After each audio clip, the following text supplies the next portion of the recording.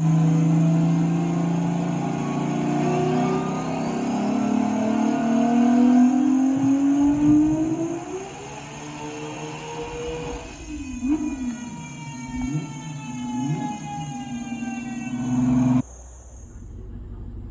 I just positioned the core back into place, and now you can see the tight fit. The tight fit that I am talking about. Look at this. Hardly any room. Tight, and I mean tight. But let's see if we can squeeze one of these pretty intake manifolds in that bad boy. And these things are nice. Now, this was our original setup for the car. We were going to run these, and I had bought two of them. I had one for my car, one for Teddy's, and I bought this for my GTI, which is sadly buried under a tremendous amount of garage storage. My GTI is down the storage shelf. But anyway, this was for my GTI. I actually purchased an F-Tech one for my GTI, which is beautiful. So then this would be actually for my TT now, and we got to purchase one more. So I'm going to use my intake manifold for my brother's car, and then we'll purchase another one for mine. But we got to finish this bad boy first. So now you can see what I'm working with, but I notched right up under here for a little extra clearance. If I have to remove this upper lip, I will. I'm not too much worried about this plastic trim. This was already cracked anyway, as you can see right here in the middle. But I can actually slice this around right off the corner to give me some more room. But in order to kind of fit this monster in there, I'm gonna have to take out the fill rail just to see how fitment would go. But one of the primary reasons for using this also, other than fitment, is the larger volume. You can see the big difference in volume size between these two manifolds. Major difference. So we want to get as much volume into this 3.6 big block as possible, and this will be one of my techniques to doing that. So let's get off this fill rail and kind of squeeze it into position and see what we have to work with. But just for reference, that headlight would have been over there on the passenger side, and with this side feed manifold, don't think it's small. No, even this with the smaller plenum volume is, like I said, just too tight to fit up in there. But I would have been trying to fight running pipe work somewhere over this area. Headlight is going to be here anyway, so we're just talking about tight. It's just wow. Anyway, let's see what we can do. So as you see, I am not going crazy.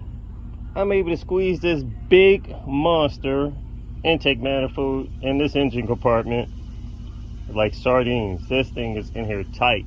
And the beautiful part about it is, even though I notched out that part, I still have an easy, it's kind of hard to see, but let me see if I can get a look from this angle. I have an easy inch to an inch and a quarter clearance from my radiator. Honestly, actually inch and a half plus. Easy inch and a half plus from my radiator, which is great. So that is the reasoning I wanted to run this bad boy. Once I put this headlight in position over here, I'm losing a lot. Trying to run pipe work over here, and then, dude, it would be a mess. This would be the best option. So it was great that I had extra parts in stock to do a test fitment, because even though this thing was looking nice, it was driving me crazy. So fitting this monster into position will be great. We'll have the bigger volume so we can get a little more airflow being forced into this bad boy, and nice fitment, which looks neat. So aesthetically, once I get the pipes cut and welded up in here, this will look like a nice little turbo kit. Well, little, I'm sorry. This big turbo can supply enough airflow for 1,500 horsepower, so I apologize, to get this big turbo kit, and I mean huge turbo kit, into this little engine compartment, because the intercooler is a whole nother challenge, and the intercooler is tremendously large, as you guys will see later. Intercooler is huge, the turbo is huge, it's wild, but we're looking to put out some big horsepower numbers with this bad boy. So I'm in mad scientist mode, and I'm making this happen. So let's get it working. So next, this would be my next obstacle. The fan is in my way. The smaller fan would interfere with the pipe work. I can make it fit, but then I'll be kind of crushing the pipe, and no, I want my pipes to flow good. So luckily that's the smaller fan.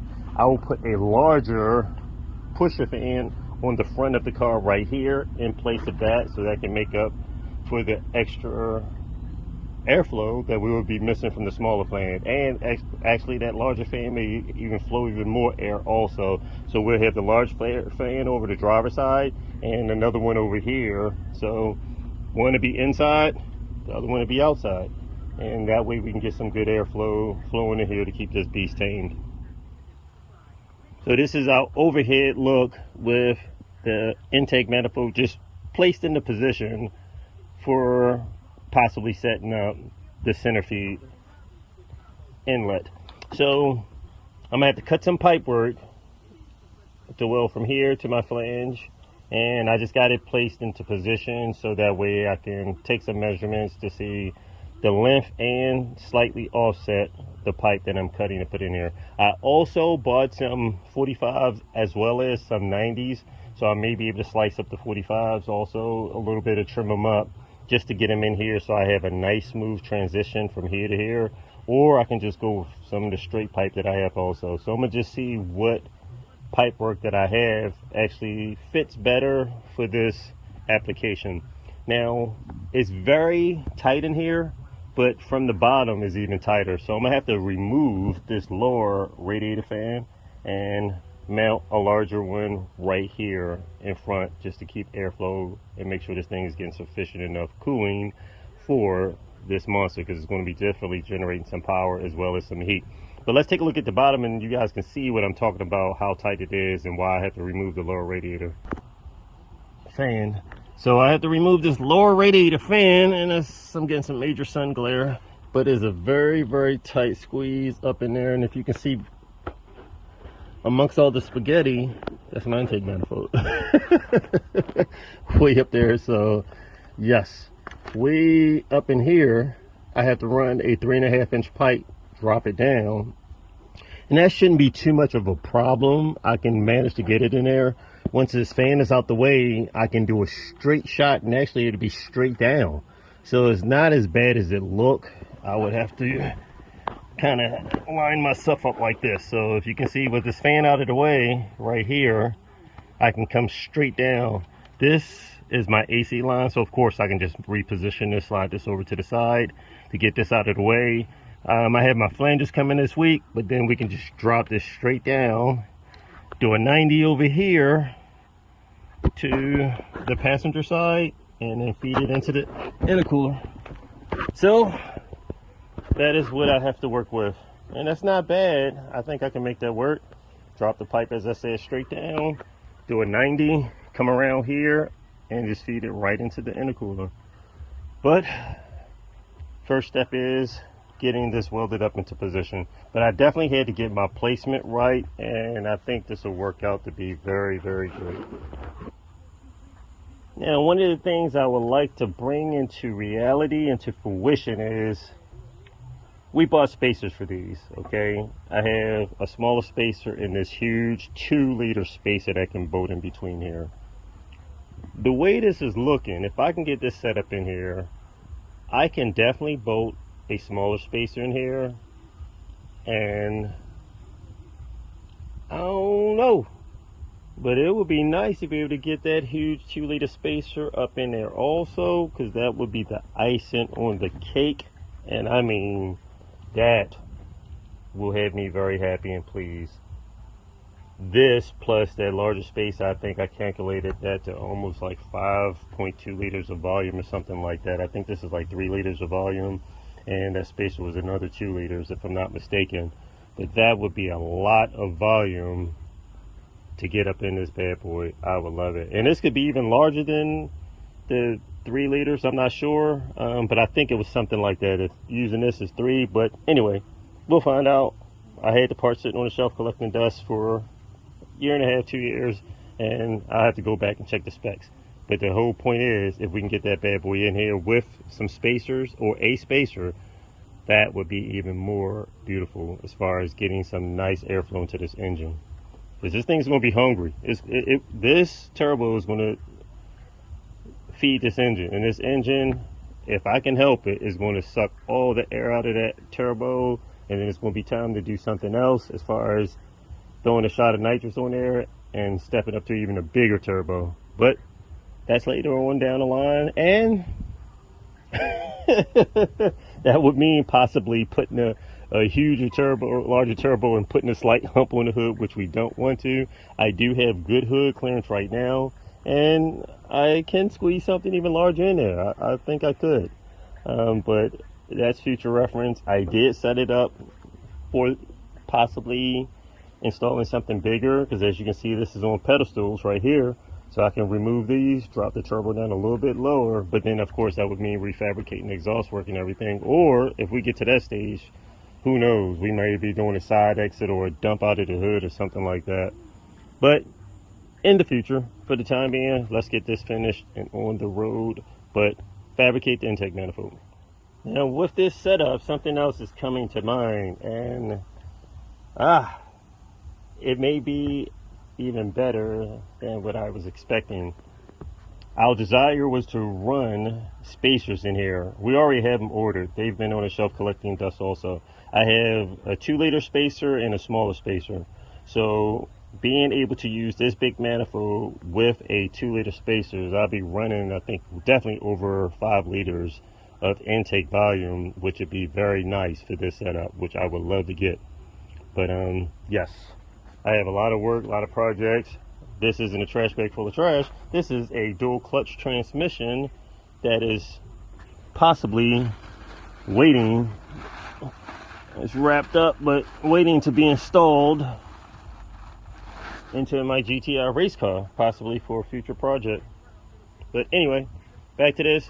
Let's get this bad boy fabbed up, pipes cut, and once I get it tack welded in position, let's see, because if I can get that spacer up in there, I'll trim this back even further and say let's run the spacer. Now this looks good in here aesthetically, it gives it a nice look, but I can still make it look nice if we can get a spacer in there. That's more important than a piece of plastic trim work. I'll cut this thing back and get it a little bit closer to the radiator and get that spacer in there if it's possible. We'll see, but I like it. This is a shame. My stuff has been sitting entirely too long. Check this out. Freaking spider webs. Freaking spider webs on the rod. It's a shame. F that. So I just removed the front core support off of the TT, and I'm going to slice off the lower radiator fan so that way I have proper clearance for running my pipe work. So I'll just continue to slice straight down the middle, remove this section of the fan, and I'll just install a pusher on the front. But that way I'll have room and clearance to run my pipe work straight down the middle for my center feed Ultra Race Skunk 2 intake plenum. So did some testing also, or research, because these have been sitting on the shelf for a while. This one along with my other Skunk 2 manifold, and the Ultra actually has 5 liters of volume, which is awesome. And the way things are looking, I may be able to squeeze a 1-liter spacer in place. We'll have 6 liters of volume, of intake volume, placed right on the front of this beast, which will be awesome. So let's start the prep work, cut some pipes up over the weekend, see if we can tack some stuff together, and see if we can squeeze 6 liters of intake plenum on the front of this 3.6 liter monster. I'm in the process of cutting off the smaller fan. As you can see, of course I was wearing gloves, but one thing I discovered, you can see the rust right here, and this one barely has any rust on it. Spins freely. This thing is locked up, so this has been shot for a minute. And that's why I was just sitting there rusting out the whole thing. So my bro's car has still been cooling pretty good, and he ran the heck out of this off of one fan, which is good to know. So either way, I'm gonna still put a larger pusher on the front, but at least now we'll have even better cooling than what he had when he was previously driving the car before we upgraded to the beast. But yeah, this is something. I'm in the process of removing the screws so I can just take the whole shroud out, and I can cut from the opposite side in between here. And I noticed someone must have been messing with this before, because this only had 3 screws securing the fan itself. You can see right here where the 4th screw would have been at, it built up dust and dirt inside the hole right there where all the other ones are clear, and it's not snapped off in there. So this has been missing for a minute. So there's a possibility a previous owner may have knew this was not running, and they was probably going to swap out the fan, just never got around to it and just sold the car instead. But that's good information to know. So I'll cut the bad fan section off, kind of sanded the sharp corners down so that it's, you know, a little user friendly if I'm reaching in and out and I don't get cut by a sharp edge of plastic or anything like that. So I just ran sandpaper across the sharp edges. But one of the things that I am going to do is I clipped off the bad end of this rusted up bad fan motor. I clipped it off the cable, and what I'm going to use is the power connection here, and I'll just solder some new wires on it, run it down nice and neat, and run it to the front and run another plug to this, so that way it can run the fan that I mount on the front of the condenser also. So that way we're still using the same power source, heavy duty wires, so it's good for running a fan that may be pulling some amps, and it'll be on the front side. So that way we'll be knocking out 2 birds with 1 stone, use the same power source to run that fan. So I'm just going to bolt this back onto the front of the beast, so that way I can continue with my test fitment and my scratch 1.5 inch that I have to angle part of this on a certain offset just to get it welded up in place and clear the top of this fill rail and have extra room inside the front of the vehicle to try to mount that big plenum. So let's do this and get this put back on front. About to wrap it up, but I was doing some test fitment just to see how we can get this off. So I took the plenum off of my backing plate, and oh man, that looks beautiful. Let's see if we can get a little bit of light on this so we can see a little bit better. This looks beautiful. Look at that, baby boy. Line that right up with them ports. Sweet. So I put like a mark, a reference right here up top and in the center of how we would look, trying to get it in a position just to see. But if I can get this as close as possible to my fill rail, there's a slight chance that I may be able to squeeze the 2-liter adapter onto the plenum as well, which means we would have 7 liters of intake volume, which is what I would really like. But we're going to try. I know I can definitely get 6 liters, but I'm going to see if I can get it a little bit closer, and let's go for that 7-liter, baby. Okay, I'm wrapping it up for the night. Decided just to do a test fit of the 2-liter spacer on this huge plenum, and this thing looks like a monster. It's massive. I mean, completely massive. It will be beautiful and extremely nice if I can fit this in the engine compartment and still have proper radiator clearance. But tomorrow I'll give it a shot. I'll give it a test fit to see if I can fit this big monster together. Now, I do know I can fit it with the 1 liter spacer, which is here. But this 2 liter spacer, of course, as you can see, is twice the size of that. And that's going to be a challenge. But we'll find out. But either way is a win, because we're running the larger centipede plenum. We have provisions for running our pipe work. It already has 5 liters of volume. And if I can run a first smaller spacer, we're talking 6 liters of volume already of intake manifold volume. And never know, we may be able to squeeze 7. But if not, we'll go with this. And I mean, I don't want to have to double stack. I may be able to get a 1/2 liter spacer and still have, 6.5 liters instead of 7. And that may be enough just to get a little extra icing on the cake. But we'll see. Tomorrow we'll find out. To be continued. I'm back outside doing some test fitment for getting this big plenum to fit on this beast.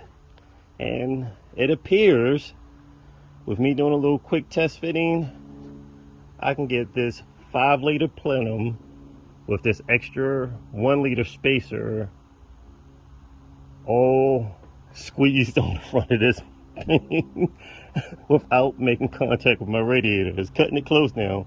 So the corner right here of the plenum is touching just this plastic piece right here.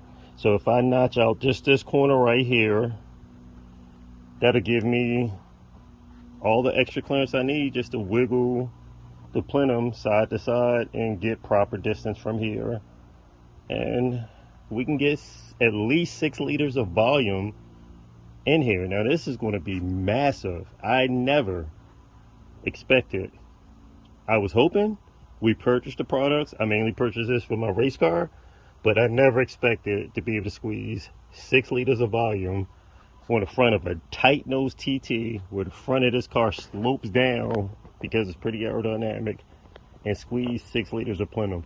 The standard plenum that they're using on the VR6 liter engines it's like a tube. When you're running all factory accessories, is a 3-inch tube piping that squeezes on the front of this, which is choking off a lot of airflow for 3.2 liters, let alone 3.6 liters of engine. So it looks pretty good, like this may work. Now this alternator is even bigger than the standard one, but I did source alternator, a factory one, that's putting out, if I'm not mistaken, 220 amps. Now this is a 190 amp alternator. As you can see, is a little upside down, but let's see if we can squeeze over there. Where is it written on here? It's 190 amps. Right back here, away at the back. Yeah, good grief. Barely see it. Let's see if we can squeeze back there. On the angle. There you go, 190. So that's 190 amps, 14 volts. And I can get an alternator in there that's a little bit smaller. So the 220 amp alternator is smaller. That will give me even extra clearance that we need. I can make it fit with this in here, but I may go for the more powerful one if I can source another one and get it up in here. So this should look beautiful, but let's go ahead, trim this corner off and put everything back in place, and I can show it above and underneath picture. Now this is going to be awesome, and the reason I said at least 6 liters of volume, 5 liters, this is 6 liters, and then I'm gonna just come off the bottom of here with a pipe, a 3.5 inch pipe that's going to drop straight down. A 90 is going to take it over here, and then I'm gonna have my throttle body somewhere around here on the end feed, and it's going to just be throttle opening, shoot straight across, and then up into the plenum. So this pipe coming down off of the plenum, a 3.5 inch pipe going all the way over here, that's going to add at least another, I want to say 1 or 2 liters of intake volume. So we'll be talking probably easily 7 liters of intake volume on the front of this thing being pushed pushed by this big massive GT 1450 turbo, this Garrett turbo. So this is going to be pretty fun. Outside doing some mock-up test fitting for the TT, and it appears I may be able to get this beast of a plenum squeezed on the front of this engine with all the factory accessories. And I truly did not expect that. With the side and feed plenum, we were being blocked by the tensioner, factory tensioner. I actually cut off the lower tensioner off of a Passat, the original Passat bracket, just for clearance for the manifold. And luckily we were able to use the Turag tensioner and still give me proper clearance from the plenum. I mean, tight fit. It gave me a 1/2 inch clearance. That's all we need. Easy 1/2 inch to 3/4 inch. But the beautiful part is this plenum is 5 liters. In addition, I was able to squeeze a 1 liter spacer between. My brother was like, bro, man, I want to use the spacers, man. And he's right, because from everything we've learned and all the information that I've given him, we want to get as much plenum volume as possible feeding this big thing, this big beast, 3.6 liters. So it appears I will get at least 5-6 liters of intake volume, at least. And the reason I'm saying at least is I'm coming over here to center feed with a 3.5 inch pipe. So this is a 90 millimeter opening, 3.5 inch pipe, and I'm coming straight down here for all my proper clearance. And then I'm gonna come off with a 90 and mount my throttle body somewhere in this location. I can even put another 90 over here and hit my throttle body here and then feed it into the intercooler. I may run that because that'd be more convenient. Air flows across the front of the car, through the intercooler, right here. As soon as that throttle open, shoots over to a 90, come up, another 90, and into the plenum. This pipe work leading over here, coming across the front of the car, that will be at least another, I want to say, easy 2 liters of intake volume going into this plenum. So we're talking at least 7 liters of intake plenum volume that'll be able to feed this beast. And with this big monster turbo, this 1450 Garrett turbo, pushing air through the front of that intercooler and into this volume, this plenum with all this volume, this 3.6 liter is going to be hungry. We already have cams in there, so this thing is going to be hungry, and we got to feed it. So it's got an appetite. It's going to be eating up competition. It's going to be eating up a lot of the. It's hungry, and it's going to be hungry for fuel and air, and I need to feed it. That's why we got all these injectors. We're running 6 additional injectors here, plus the factory injectors, 3 up here, 3 up here. We're talking about 12 injectors. And when all said and done, I am going to source or even have some custom made direct injectors that will feed the factory, that will fit in the factory bosses, and at least try to get, I want to say, at least 600-700 or more wheel horsepower out of just the factory injectors before the second stage injectors kick in. So let's feed this baby. It's hungry.